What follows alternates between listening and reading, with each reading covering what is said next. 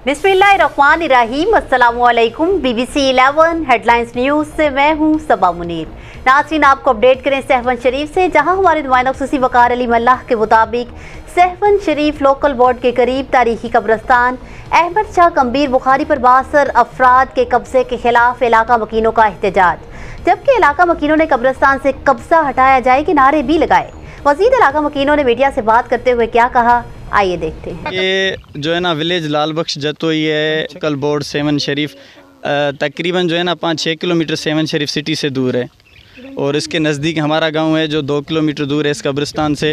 Village उमेद Ali Khan कटोड़, village Bahram कटोड़ है। बहुत सारे गांव हैं यहाँ, 10-15 गांव हैं। ये कि यहाँ जो हमारा कब्रिस्तान है, तारीख़ी कब्रिस्तान है, बहुत पुराना है। उसकी ज़मीन जितनी भी खाली ज़मीन थी उस पर 62 ज़मींदार ने कब्ज़ा किया हुआ है, और उसके लिए तकरीबन 5-6 साल से हम यही एहतजाज कर रहे हैं। आला अफसरों के पास जा रहे हैं, ऑफिस के धक्के खा रहे हैं, लेकिन हमारा मुतालबा कोई नहीं सुन रहा। किसी ने आज तक ना हमें सुना, ना देखा, ना यहाँ का कोई चक्कर लगाया। हमारा यही मुतालबा है कि हमारी यहाँ जो तारीख़ी कब्रिस्तान है उसका कब्ज़ा हटाया जाए, क्योंकि हम सबको मरना है, एक ना एक दिन सबको मरना है, और हमारे लिए यहाँ तो कोई जगह ही नहीं है। एक कब्र है, उसके ऊपर दूसरा कब्र हमें बनाना पड़ता है। सो यही हमारी गुजारिश है। हम रिक्वेस्ट करते हैं आला अफसरान से, जो भी हैं बासर यहाँ के ज़मींदार हैं, उनकी जांच की जाए, और यहाँ की जितनी भी ज़मीन है जिसके ऊपर उन्होंने कब्ज़ा किया हुआ है उनको कब्ज़े से हटाया जाए। 5 साल पहिरियां माप थी, धुरियूं बासर आहिनि। हाणे बि असां अब्दुल हकीम जितोई आहे, असांजो मोहम्मद मूसा कटोड़ो दोस्त भट्ट शाह महमदारा मुख़्तार कार सेवण सां मिलिया हुआसीं इन मुक़ाम जे माप जे मामले में। इहो मुख़्तार कार साहब अॻे माप कई, साईं जन खे हिते फ़ोन आई 5 साल पहिरियां, हिते अध में ई माप छॾे हलियो वियो। उन माप क्लियर न थी। हाणे मिलियासीं, पंहिंजो AC साहब सां मिलियासीं, मुख़्तार कार सेवण सां मिलियासीं। उन हुकुम कयो आहे पंहिंजो तपादार चना खे त बाबा हिन खे माप करे ऐं जेको सो हद दख़ली ख़तमु कराए, हिन खे चौधरी जो हुकुम ॾिनई, दंग माप करायो। हाणे इहा ख़बर न आहे त वरी इहा ॻाल्हि छो चुप थी वई आहे। इन मां इहो साबित आहे हू धुरियूं जेके आहिनि बासर आहिनि, उन जे करे ई कुझु नथो थी सघे। हाणे असां आला अख़्तियारनि खे इहा ई घुराए त जीअं माप बि थिए ऐं हिन असांजे मुक़ाम खे चौधरी बि अचे, जेका अधु मुक़ाम में आहे, अधु जेके बि हिते खातेदार आहिनि उनजे कब्ज़े में आहे। असांजो ॻोठु लाल बख्श जतोई, मुक़ाम आहे तारीख़ी अहमद शाह कम्बीर बुखारी। हिन जी एराज़ी आहे 18 के गुंट आहे।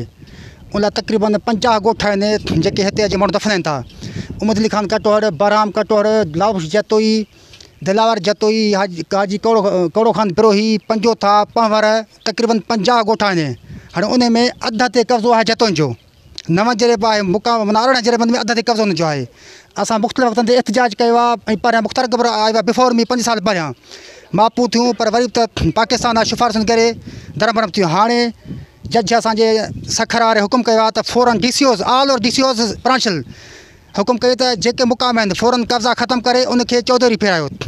उन खां पोइ ॾाढी असांखे ख़ुशी थी आहे। असांजो हाणे कोशिशि कयूं जो जज साहिबु हुकुम कयो आहे DC साहिबनि खे, असां एप्लीकेशन ॾिनी आहे AC खे, AC खां मुख़्तार कढायो आयासीं। उन खां पोइ असां बार चवंदा रहिया जतोनि खे त भाउ कब्ज़ो छॾियो, तव्हांखे मरणो आहे हिते, ख़ुदा खे जान ॾियणी अथव, पर ॾींहों ॾींहुं वञनि था कब्ज़े खे वधाइनि था, अञा त अचनि था मुक़ाम में अंदरि खणंदा। मूंखे दरख़्वास्त ॾींदुसीं, मुख़्तार कार पर 5 साल हिते आयो, माप बि थी आहे, दंग निकिता आहिनि, पर पोइ बि त वरी सिफ़ारिशूं आहिनि, सिफ़ारिश जे करे दरम भरम थी वियो। हाणे असां AC सां मिलियासीं, मुख़्तार कार सां मिलियासीं, त जज साहिब जो हुकुम आहे, DCO जो हुकुम आहे त हाणे इनखे ख़तमु करे इनकम खे इनखे दीवार फेरायो। कब्ज़ो ख़तमु न कंदा असां माण्हुनि खे किथे दफ़नाईंदासीं।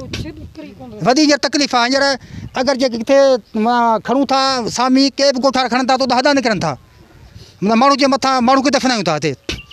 असांजो मुतालबो इहो ई आहे त फ़ौरन मुख़्तार कार Sehwan, AC Sehwan, DCO Jamshoro, commissioner Hyderabad, chief secretary Sindh, CM से मुराद शाह, जज साहिबान, असांजो सखरार खे, सुप्रीम कोर्ट खे अपील आहे त फ़ौरन ही मुक़ाम ही न ऑल ओवर सिंध सभिनि तां फ़ौरन कब्ज़ा ख़तमु कराईंदे, कब्ज़ा ख़तमु कराए ऐं हिनखे चौधरी फेराइनि। असांजो इहो ई मुतालबो इहो ई आहे।